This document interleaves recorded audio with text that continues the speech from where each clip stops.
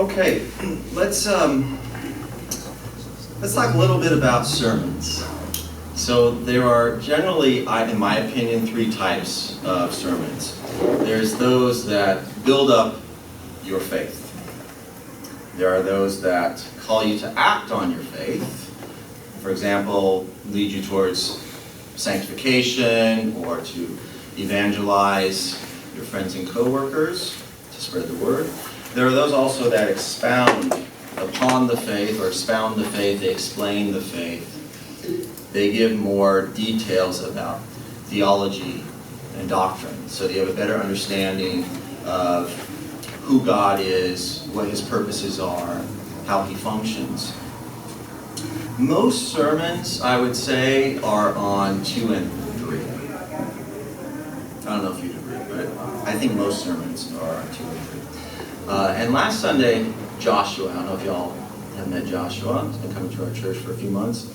Joshua talked to me after church about what I had said that wasn't really on the topic of the sermon last time, but I just mentioned in passing that the Bible was a unique book in history, that there's no other book like it, and that I felt like I could say that as a historian, having at least taught survey courses in ancient history, and having read the religious text to some degree at least. And so he found that really interesting, and I felt led to do a sermon on it rather than the sermon I had in mind. And in fact, I thought I'd do a 2-part series since it's going to be a little shorter sermon today.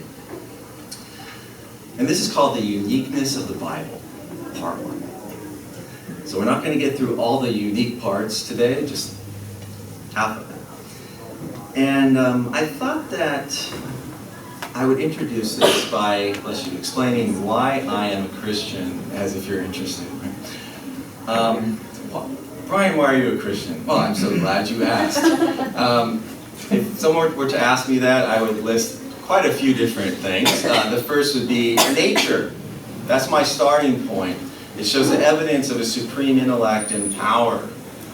How were the leopards and the flowers and the bumblebees and everything put together so well and designed so magnificently? There must have been a mastermind and a master power behind it all.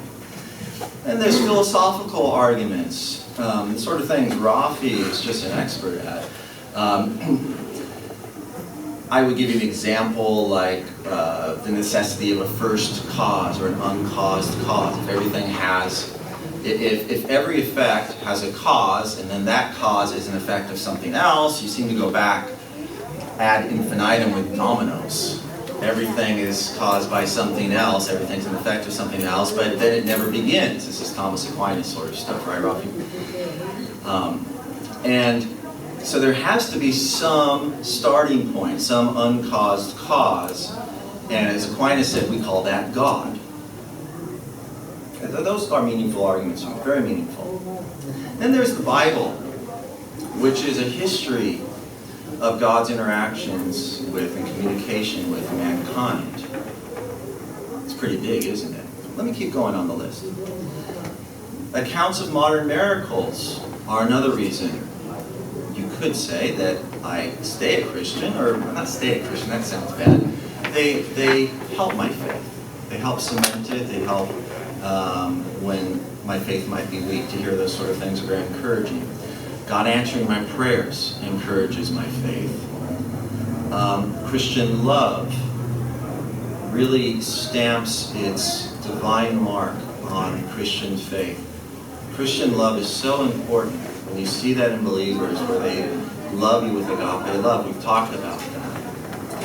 And the transformed lives you see amongst those who have come to know Christ. They've come out of the darkness of the world and they've completely been transformed.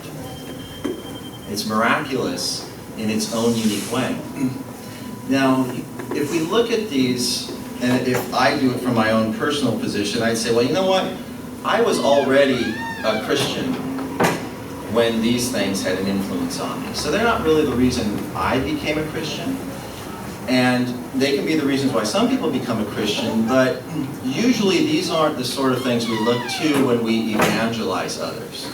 We don't usually start off with accounts of modern miracles or God answering your prayers or, Christian love. They maybe aren't quite acquainted with Christian love. You may be the most loving person they've met up to that point, and they know you're a Christian, but that's about as far as it goes. Really, it's the first three. So if I list these three back up again, the main reasons I'm a Christian, I think these are fairly typical reasons that are very important as to why people come to believe in Jesus as their Savior. These are the three big ones. And, the first two don't really get you to Christ, do they? First two just let you know there's a generic, if you will, God, a supreme being, who is a mastermind and has a great, incredible, infinite power. And maybe you might know some things about his characters, but you wouldn't know he had a son who died on the cross for your sins. You wouldn't know that he had picked people of Israel and hammered his law into their heads and had instituted animal sacrifice and so forth, all the details. The Bible is really the core of our faith, is it not? This is it, the Bible. And so I think sometimes don't realize just how unique a book this is, how amazing a book this is, because we don't often compare it to its competition. All we know is the Bible. Today I want to compare it to its competition. I want to show you how the Bible stacks up against other religious texts, other history texts, ancient history texts. And I want you to think about some certain questions while we do this. So this leads us to Christianity, obviously. So we have if humanity has this question, right? Should I believe in God? Okay, well, if I believe in God, who's the true God? So how is one to choose among competing world religions? You hear a lot on television, and if you talk to someone on the street about what their views are, there's all these spiritual but not religious people who have this certain God that is impersonal, that tends to come from Eastern religion like Hinduism and so forth. You have Muslims, you have Buddhists, you have,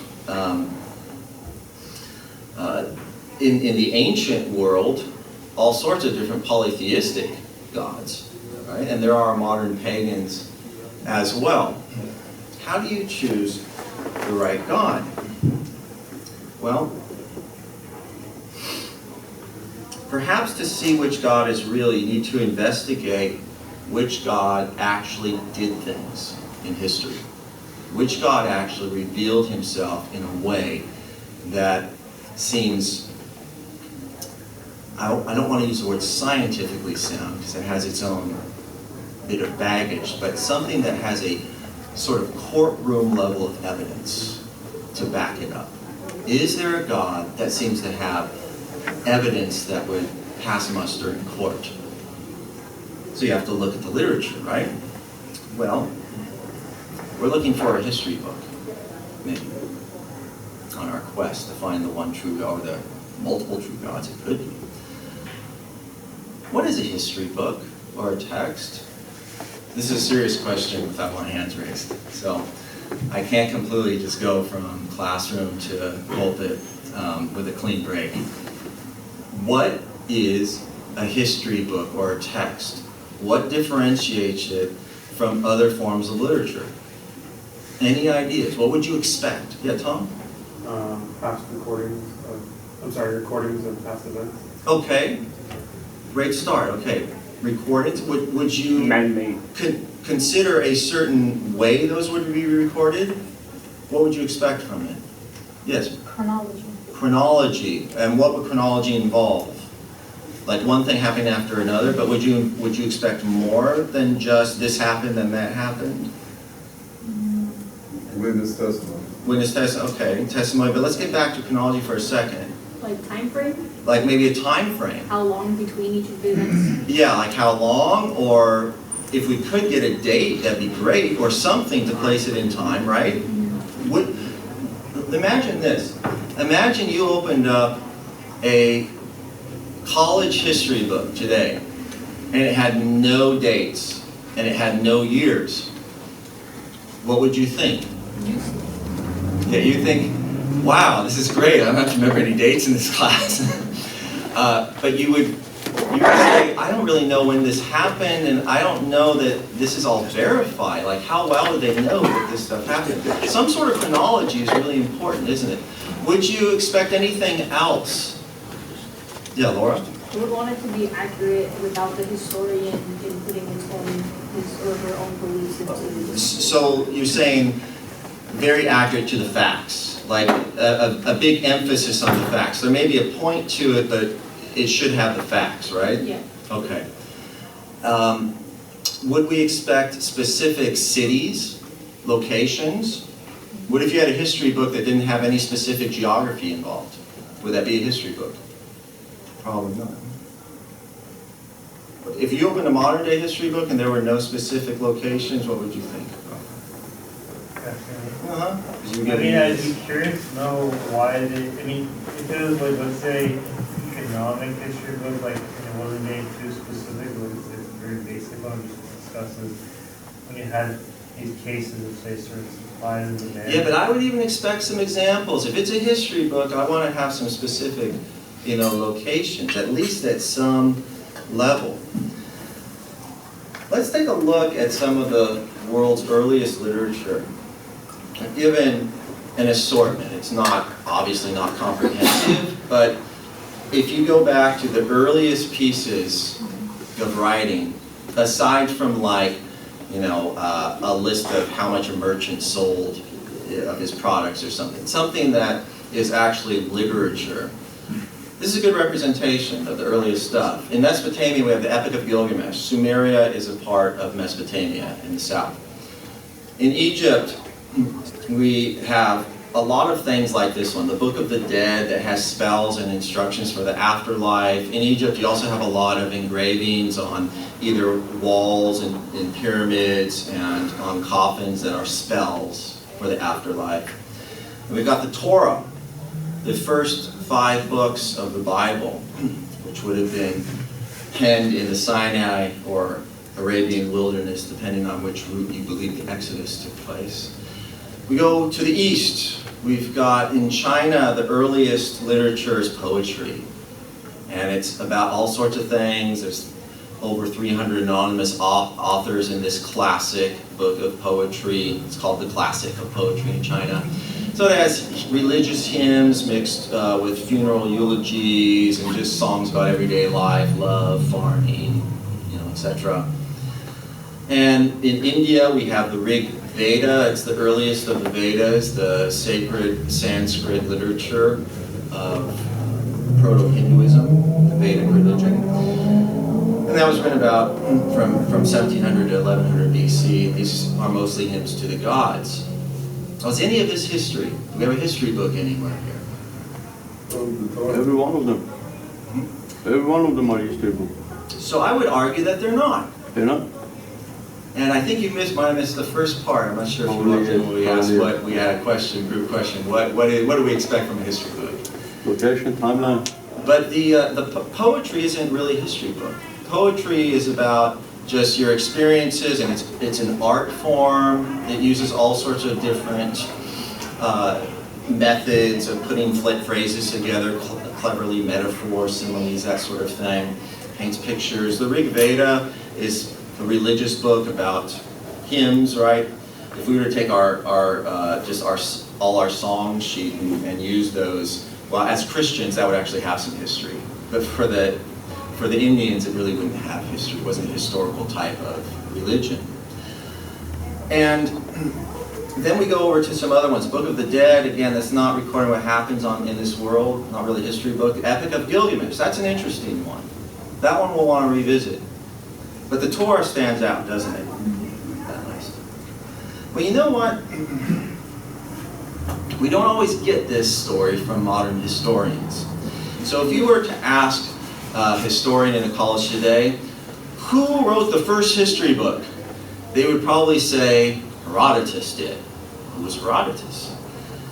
He was a Greek guy, lived in the 5th century BC, and he's often called the father of history. In other words, the world's first historian. That's typically what you read in a history textbook. Benjamin Netanyahu, the Prime Minister of Israel, would disagree. He's on film saying he disagrees with that. He wrote the histories, and what this text was basically a history leading up to the Persian Wars with Greece. So it covers the Persian Empire's expansion and then its wars with Greece. And Greece, if you know from the self-sacrificial love, part 1, gave the Persians a real run for their money. In fact, Greece eventually did beat the Persians. Now the Greek word histori, and I'm not going to try to pronounce it right because I don't know Greek, means inquiry. And it's stuck. Just an inquiry, that's how we got our word for history. But he gave the first detailed, methodical account of events affecting Greeks.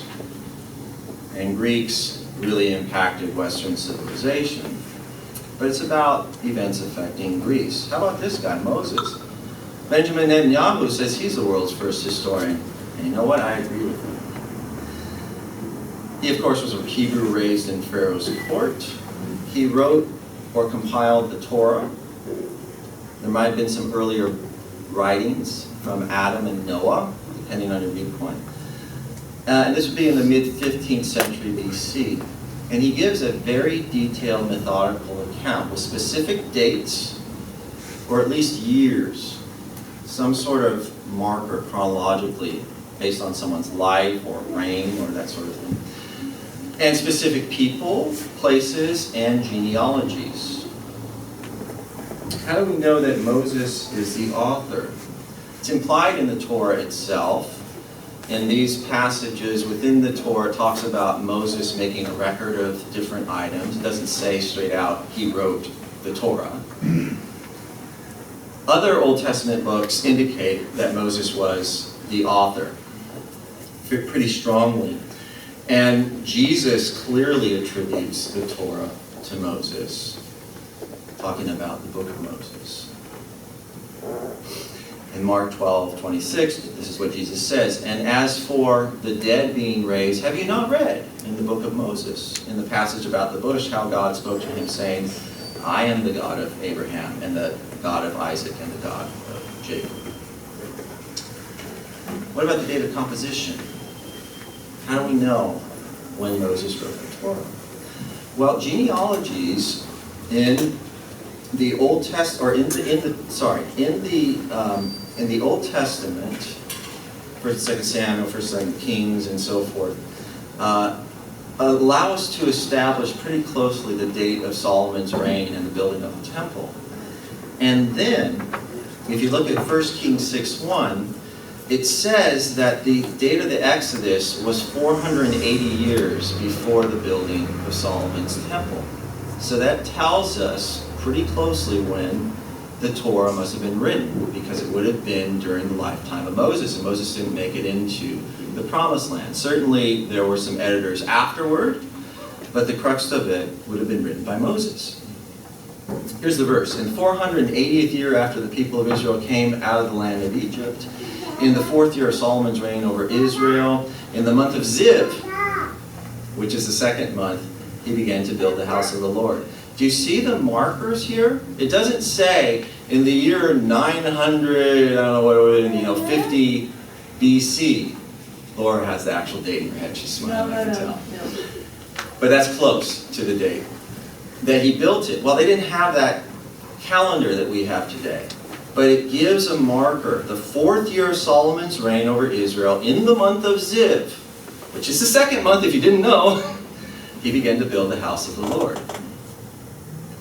Let's compare this to the earliest Egyptian histories. So, an actual history text that gives events that occurred, not just a king's list, but an actual narrative, is the Annals of Thutmose III, which is an inscription that used to be in a chamber wall in the temple of Karnak. Karnak, it's the temple of Amun in Karnak when the temple fully stood. And it's about the military campaigns of this pharaoh. So it has details about the military campaigns.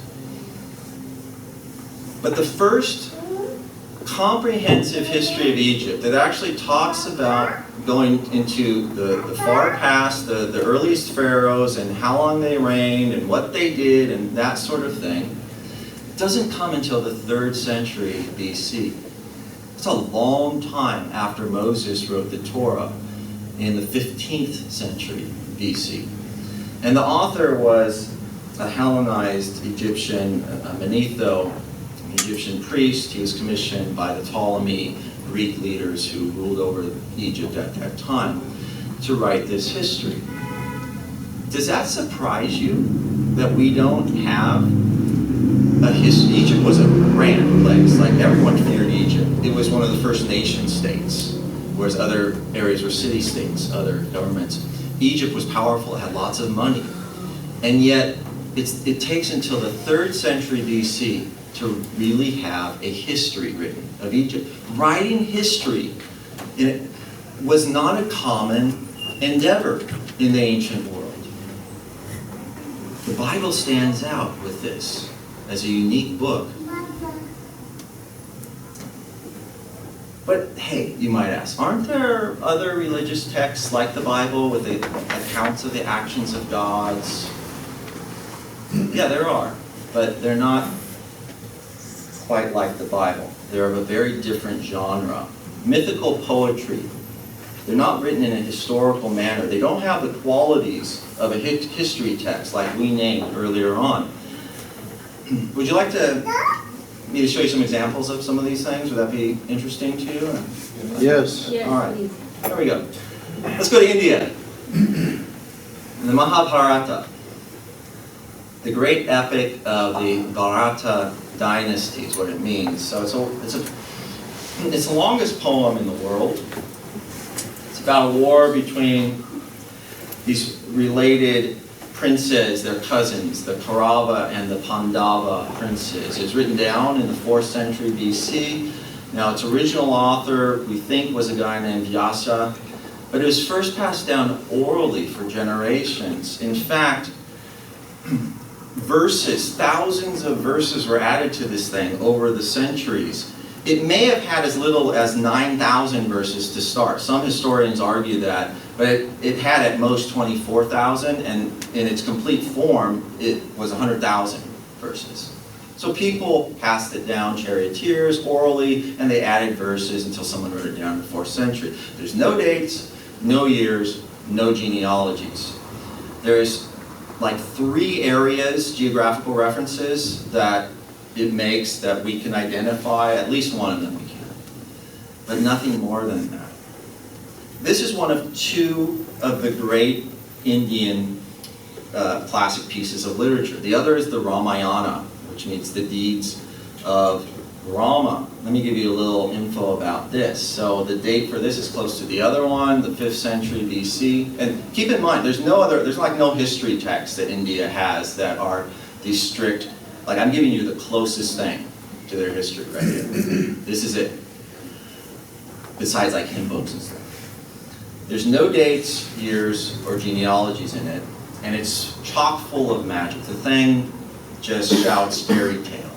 So let me just give you the summary so you understand. So there's Prince Rama, the guy that looks blue because later on he's considered the incarnation of the god Vishnu as Krishna, and Krishna is always blue. And his wife Sita, and he's a prince, so she's his princess, and they're wrongfully exiled from their kingdom to live in the forest. Then, in the forest, Rama's wife Sita is abducted by Ravana, an evil king. And then Rama goes searching for her, trying to find her, and he comes upon a monkey king and his army of monkeys that help Rama attack Ravana and kill him and get Sita back. It's full of magic. Magic is used for one guy to fool someone by taking the form of a deer. And while he gets shot, he uses magic again to call out in the voice of Rama to fool Sita, his wife, into coming. There's a magic line in it. Magic is used for one guy can become invisible using magic. The gods give Rama a special weapon to kill Ravana at the end. Ravana, the antagonist, has 10 heads and 20 arms. That's what he looks like. It's amazing how the heads stick together. Like, that's the part I don't quite get about. I'm good with the 20 arms, but the heads all just coming out, you know, that's a feat. That's some deep magic there. And then, of course, there's that Monkey King and his army of monkeys who help Rama attack and kill Ravana. You know, it's hard to think of a monkey and his army helping humans historically. I mean, have you ever seen that happen in your experience? Has National Geographic ever done an episode? You know, Planet of the Apes. Huh? Planet of the Apes, yeah, right. Do you know that this story is super popular among kids, and they made a cartoon of it, and I think I'll hit the lights. I got it. It's like a 4-minute cut from it. I just want you to get a feeling for it. This cartoon is known as the most accurate animated depiction of the Ramayana. So this is not like taking license for the kids. This is pretty close to the original story. So I'm gonna make sure that my sound is on because last time it switched on me and I just remembered at the last minute. And we do have it still set, so let's go ahead.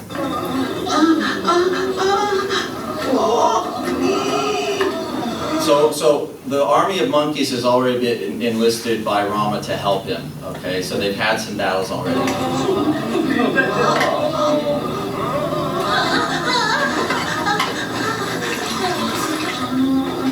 And there comes Rama with the Monkey King. You fought bravely. I'm so proud of you. Now rest. Oh no, such a tiny wound will be cured by tomorrow, you'll see. Yes, the monkeys talk. Do not strain yourself. Rest. Yes, sir. You're going to hear some Hindu doctrine now.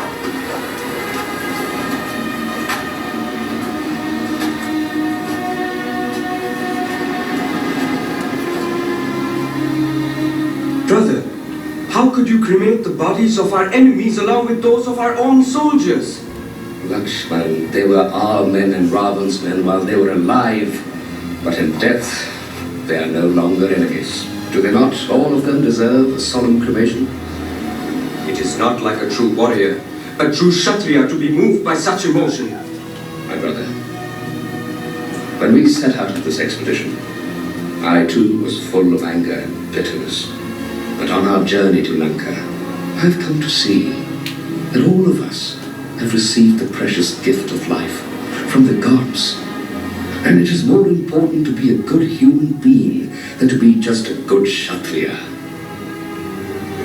Have we not, all of us, sprung from the same source? Rakshas, Vana, man, beast, birds of the air, the fish of the ocean.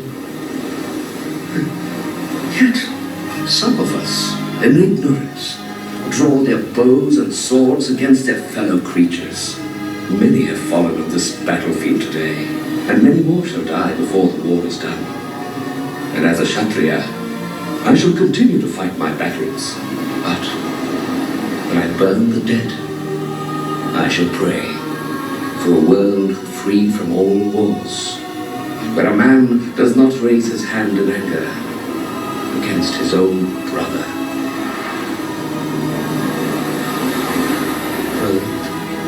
Words fail me.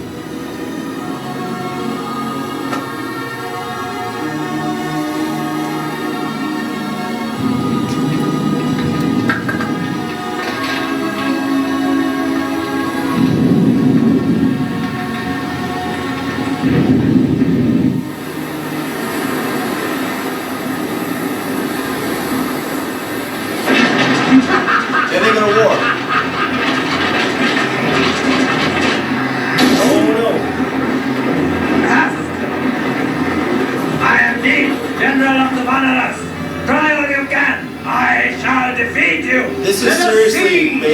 what is going on in this epic poetry, this sort of thing.